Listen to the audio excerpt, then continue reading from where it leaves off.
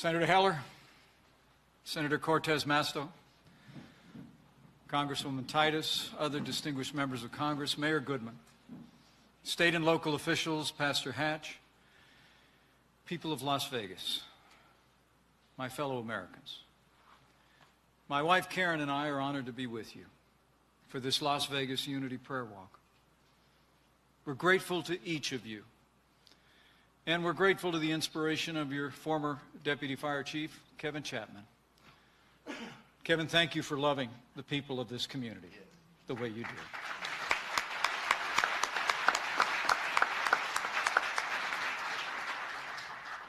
President Trump personally asked us to be here, to stand with you, to pray with you for strength, comfort, and healing in the wake of Sunday night's horrific attack here in Las Vegas. In America, we mourn with those who mourn. We grieve with those who grieve. And I stand before you today on behalf of my family and every family in America to say we're with you. Today, we are all Vegas strong. Yes.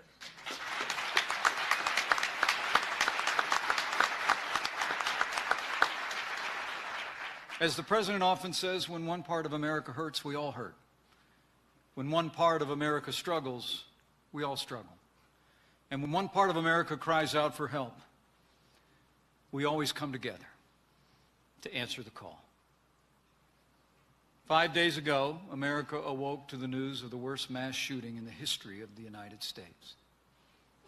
On a field not far from here, 58 people lost their lives and nearly 500 were injured. It was a tragedy of unimaginable proportions. And as the president said in his address to the nation, we're joined together in sadness, shock, and grief for the fallen, the injured, and their families. Those we lost were taken before their time, but their names and their stories will forever be etched into the hearts of the American people. Among them, a special ed teacher who helped the neediest named Sandra Casey, a policeman and a veteran, Charleston Hartfield, who coached a youth football team.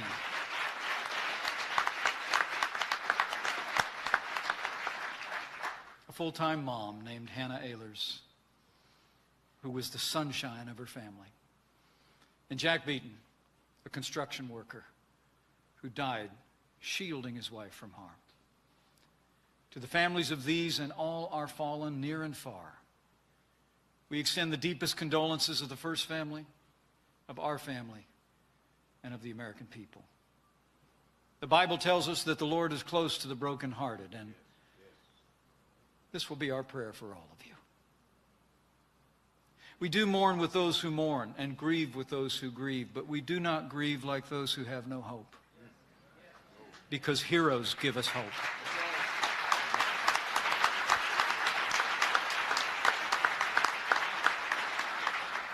As President Trump said here on Wednesday, in the depths of horror, we will always find hope in the men and women who risked their lives for ours. We find hope in the heroic actions of the Las Vegas Metropolitan Police Department, the fire department, and all the first responders on that night who, without regard to their personal safety, rushed into harm's way. Their actions were in the highest tradition of law enforcement, and their actions undoubtedly saved lives that night.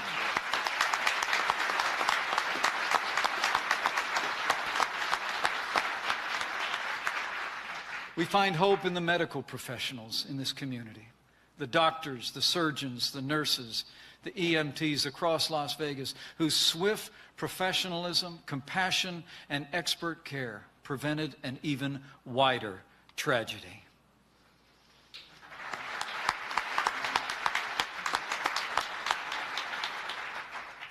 And we find hope in the everyday Americans, whose heroic actions in the face of unspeakable evil inspired the nation. Among the heroes, known and unknown, a mom who shielded her 4-year-old daughter with her own body, a father who helped guide others to safety even though he'd been shot not once but twice, an off-duty firefighter who told his wife she had to run, but he had to stay, to help those in need. And an Army veteran who rushed to the scene to find his girlfriend and her mom and ended up carrying the wounded off the field. These were everyday Americans. But every day, from this day forward, we will remember their selflessness and courage whenever we remember that dark hour.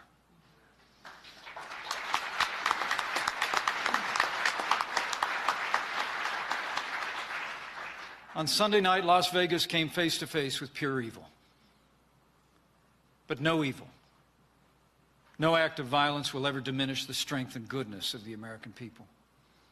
As President Trump said on Monday morning, our unity cannot be shattered by evil.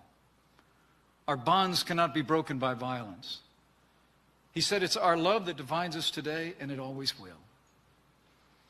As I read in my devotions this morning, love binds all our virtues together in unity. And so in the wake of this tragedy, we put on love. We find comfort in the knowledge that we are united as one nation, as one people, with one voice. United in our grief, united in our support for those who have suffered, and united in our resolve to end such evil in our time.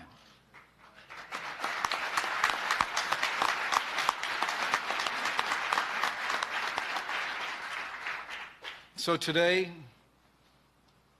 we offer our prayers from our hearts to the heart of heaven. We pray for those we lost and for those they left behind. We pray for the injured and the men and women who care for them at this very hour. We pray for the people of Las Vegas. And we pray for our nation. That the words sung by thousands before the shots rang out that fateful night might be ever more true. That God would bless America.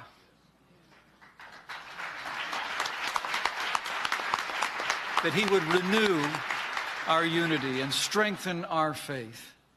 Our faith that as He's ever watched over this great land, that He, in this moment, will again bind up our wounds. He will heal the brokenhearted, and He will wipe every tear from our eyes. So may God bless you. May God bless the men and women of law enforcement and all our first responders. May God bless the fallen, the injured, and their precious families. And may God bless America.